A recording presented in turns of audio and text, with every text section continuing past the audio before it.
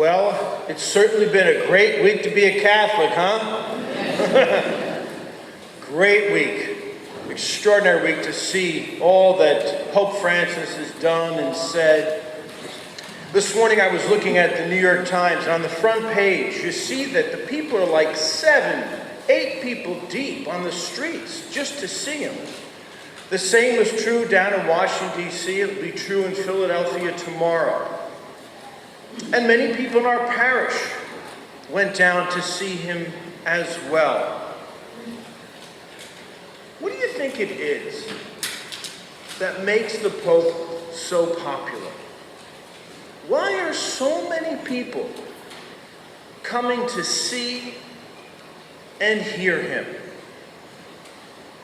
I think that if we can get at the real reason why he's so popular and so exciting,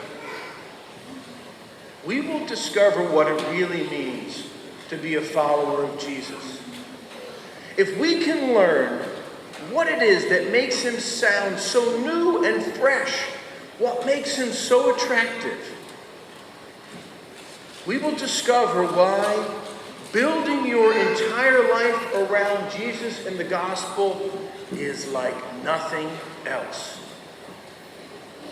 Well, today's gospel from Mark helps us understand why the Pope is so attractive to so many.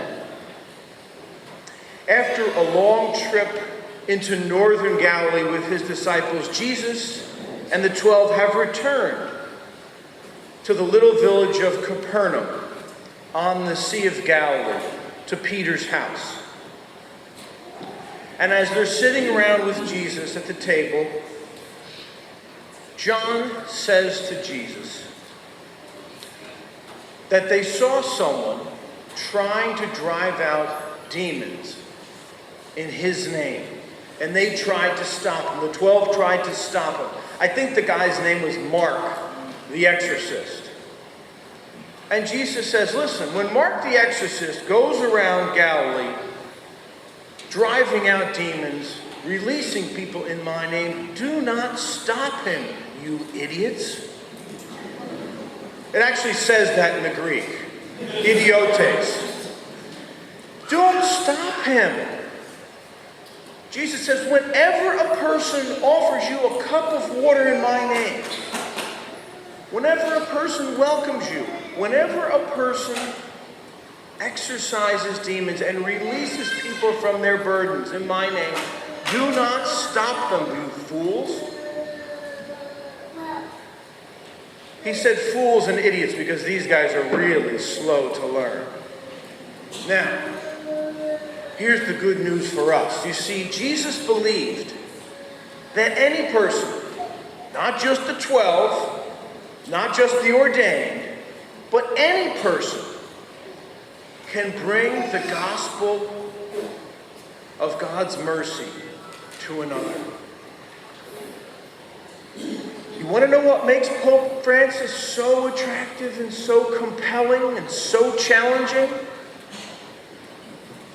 He brings the message and presence of Jesus to every person he meets, to every situation he finds himself in. And nothing can compare to that. Nothing compares to bringing Christ and his gospel to other people. You see, the gospel is ever new. It's ever fresh. It's consoling and challenging.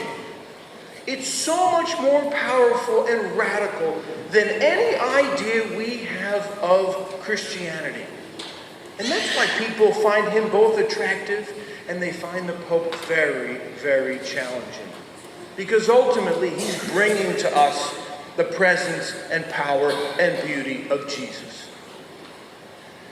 And this demands that we begin to open our arms, stretch them wide, and reach out to all in need, not just to Catholics, not just to the insured, not just to people who are citizens, but to all in need. Because we have to realize that when we bring Christ to others, it changes lives. Pope Francis highlighted the lives of Martin Luther King, Dorothy Day, and Thomas Merton when he spoke to Congress for this very reason. You see, King brought the freedom of the gospel and the justice of the gospel to the violent, segregated South and to the racism that had infected this country. And Dorothy Day, she brought the mercy and compassion of Jesus to the hungry and neglected. And Thomas Merton, the great Thomas Merton, he brought Christ into dialogue with Protestants and atheists and people of other religions long before Catholics were doing this. I encourage you, read the life of Merton, read the life of Dorothy Day, read the life of Martin Luther King. These were extraordinary people who brought Christ to all people and all situations, just as Pope Francis is doing today. So what about us? I think it's clear that Pope Francis and the Lord challenge us to bring Jesus and his message of mercy to all we meet. You see, when we gather here for the liturgy, we meet Christ in each other because we are the Spirit-filled body of Jesus. We hear Jesus speak to us in the Word. He feeds us in the Eucharist. And when we leave here and head to our cars, he doesn't want us to just go and do whatever we are doing after Mass. No. The Lord wants us to leave here as a people on mission and with a mission. You see, each of us are walking tabernacles filled with the presence and power and message of Christ. So I encourage all of you, bring Christ and his message of mercy to all you meet. Now, we may have to cut out certain things from our lives that prevent us from doing that, but that's a whole other homily for another time. And that's between you and God, and I'm sure you'll find out what that is. But for tonight, just one suggestion is how we can bring Christ to others.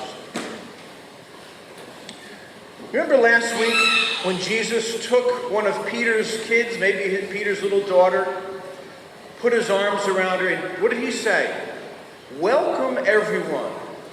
Welcome the little children as I am welcoming this child. Here's one way that we can bring Christ to others. If we work to become a parish that welcomes everyone, that welcomes the lost and the lonely and the marginalized and the stranger. If we become a people of welcome, so that when we leave here, filled with the power and presence of Christ, we welcome others, and in doing so, we bring Christ to them. And boy, do people need the presence of Christ. You can see it. That's why they're flocking to Pope Francis.